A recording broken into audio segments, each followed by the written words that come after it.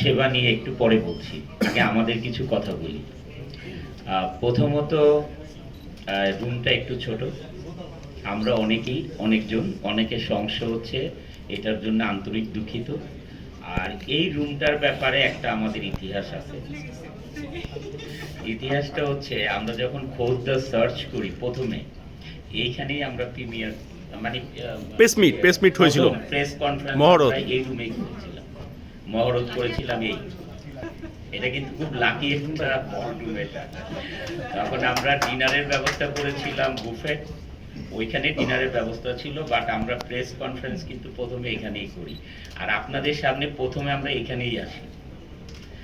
যাই হোক, আজকে জায়গাটা ছোট, কিছু মনে করেন না, কারণ এখন আমাদের এত মানে সোশ্যাল মিডিয়াতে প্রচারের যে সুব্যবস্থা, ভাইরাদের মোবাইল নিয়ে দাঁড়িয়ে আছেন, তা আমাদের ক্যামেরাম্যান ভাইদেরকে একটু কষ্ট হচ্ছে। তা আমি সবসময় যারা ক্যামেরায় কাজ করে, সেটা আমাদের মোবাইল ভাইরাও তো ছোট জিনিস খুব সহজে মেনটেন করতে পারে। বাট যারা ক্যামেরাম্যান ভাইরা, আমরা যখন বিভিন্ন জায়গায় যাই, মানে আমার সবচেয়ে বেশি মায়া হচ্ছে আমার ক্যামেরাম্যান ভাইদের জন্য। এদের পিছনে পিছনে একটা ভারী ক্যামেরা নিয়ে যে অনেক সময় অনেক আঘাত পান। এই জন্য আমি যেখানে যে আগে ক্যামেরাম্যান ভাইদের সাথে আগে যে আমি দেখা করি। ভাই, সবাইকে অনেক অনেক ধন্যবাদ এখানে আসার জন্য, অনেক কষ্ট করে আসছেন সবাই। আমরা আমাদের যে সিনেমা, আমরা বেশ কিছুদিন 2023 ইকবাল ভাই ছবি রিলিজ হয়, 22-এ রিলিজ হয় দিনটা ডেট, 2023-এ রিলিজ হয় ইকবাল ভাই কিল হিম। 2024-এ আমাদের 25-এ 2টা বছর আমরা ছবি রিলিজ করতে পারিনি ব্যবসা বাণিজ্যর জন্য। তা আমরা 2026-এ আপনাদেরকে দিয়েই শুরু করি, আমরা লিডার রিলিজ করবো ইনশাআল্লাহ।